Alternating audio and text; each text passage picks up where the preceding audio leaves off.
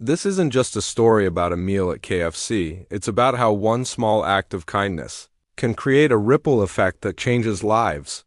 When a little girl invited someone unexpected to join her family for lunch, she had no idea her simple offer would lead to a chain of events that touched an entire town and even reached the White House. It was the middle of a busy lunch hour at a small-town KFC. The smell of fried chicken and warm biscuits filled the air as families chatted over their meals. In a booth tucked near the corner sat the Parker family, James, a dedicated auto mechanic, his wife, Lavara, an elementary school teacher, and their 10-year-old daughter, Mia. They were there for a reason: to celebrate Mia's perfect score on her latest math test. And nothing made her happier than a bucket of extra crispy chicken. James was just about to pass the mashed potatoes when the door swung open. Conversations in the room faded to silence. Stepping inside, flanked by two Secret Service agents, was none other than President Donald Trump. He wasn't there for a speech or a campaign rally. No cameras were following him. He looked relaxed, wearing a simple suit without a tie, just a man grabbing a bite to eat. He gave a polite nod to the room and made his way toward the counter. Mia's eyes widened. She leaned toward her father and whispered, "Dad? Is that really him?" James gave a hesitant smile, unsure how to answer. Lavra placed her hand gently on his arm and said, "He's just a person, sweetheart. Let's not stare." But Mia wasn't thinking about politics or fame. She was thinking about how he looked, a little out of place, maybe even a little alone. Clutching one of her biscuits in her small hand, she slid out of the booth, walked straight up to him and said, "Hi, we've got lots of chicken. You can sit with us if you'd like." The Secret Service tensed for a moment, but Trump chuckled warmly. "That's very kind of you, young lady. What's your name?" "Mia," she replied with a smile. "And my mom says sharing food is the nicest thing you can do." Trump glanced over at the Parker's booth, then back at Mia. For a second, it looked like he might politely decline. But then his expression softened. "You know what, Mia? I think I'll take you up on that." The quiet in the restaurant gave way to murmurs and whispers as Trump walked with her to the booth. He slid in next to James, offering a firm handshake, and Lavra quickly recovered from her surprise, passing him a paper plate. Mia was beaming as if she had just invited Santa Claus to dinner. "So, what's the occasion?" Trump asked as he opened a packet of honey mustard. "Mia aced her math test," Lavra said proudly. "That's impressive," Trump replied. "Math keeps your brain sharp. It's a language everyone understands." James, though respectful, couldn't hide his curiosity. "Sir, with all due respect, why here?" "Why KFC in a little town like ours?" Trump smiled knowingly. "Sometimes, James, you just want a good piece of chicken without all the cameras. Life doesn't always have to be fancy." Mia giggled and handed him the biscuit she'd been holding. "These are the best part." Around them, customers discreetly took photos, some whispering in disbelief. But Trump's attention stayed locked on the Parkers, listening to their stories about small-town life, the challenges of running a small business, and the everyday struggles they faced. He didn't rush his meal. In fact, he looked like a man savoring something he hadn't had in a long time. A normal lunch. As the plates emptied, Trump leaned back and asked, "Tell me, what's the hardest part about living here?" James let out a sigh. "I work 2 jobs just to make ends meet. Lavra teaches, but the pay isn't great. Prices keep going up. Feels like we're always one paycheck away from trouble." Lavra nodded. "Some kids at school don't even have lunch money. We try to help when we can, but there's only so much we can do." Trump's usual commanding tone was gone. He listened quietly, his expression thoughtful. Mia added softly, "Sometimes Mom packs extra sandwiches for my friends so they don't go hungry."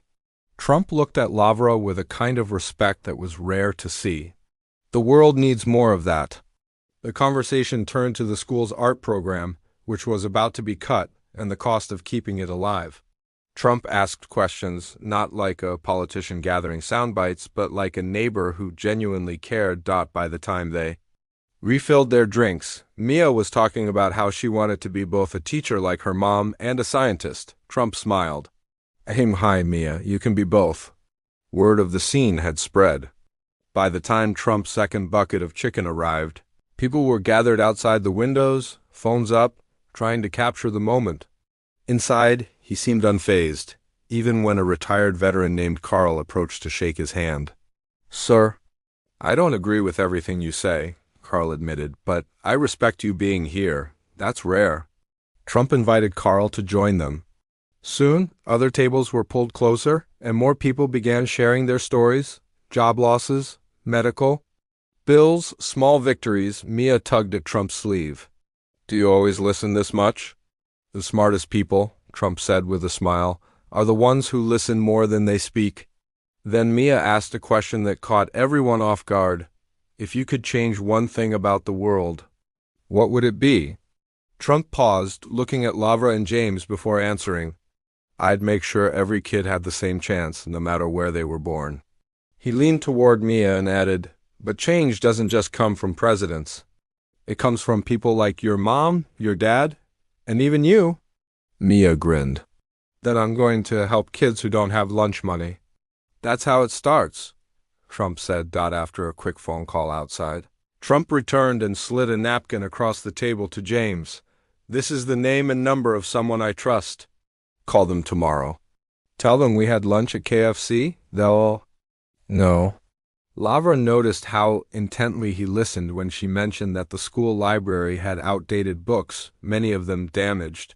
He didn't comment, but she could tell he was filing the thought away. Eventually, his security team signaled it was time to leave. Trump stood, shaking everyone's hand, then knelt down to Mia's level. You keep being brave enough to talk. To people, Mia, even presidents, she giggled. Only if they like chicken. The next morning, James stared at the napkin. This could be nothing, he said. Lavra slid the phone toward him. You'll regret it if you don't call.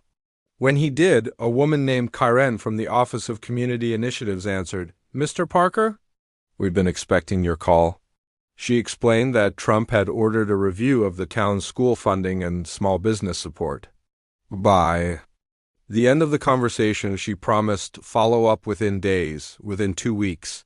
A truck arrived at Laura's school, unloading brand-new books, art supplies, and even tablets. A letter inside read, Never stop learning. Donald J. Trump. That same afternoon, James received another call from Karen. His shop had been approved for a small business grant. Mr. Trump said you reminded him of hardworking families that keep America running, she explained. Local news picked up the story. The clip of Mia saying, I just didn't want him to eat alone, went viral. Weeks later, an invitation from the White House arrived. The Parkers traveled to Washington, D.C., where Trump greeted them in the Oval Office. He asked Mia about her lunch money project, and she proudly told him it was already covering meals for 3 classmates all year. In front of aides and reporters, Trump announced a new initiative to increase funding for underprivileged schools, inspired by a conversation over fried chicken. Sometimes the biggest ideas, he said, come from the smallest tables. Before they left, he gave each of them a gift, a gold-plated bookmark for Mia engraved with Keep Reading, Keep Dreaming, a signed history book for Lavra, and a custom wrench set for James.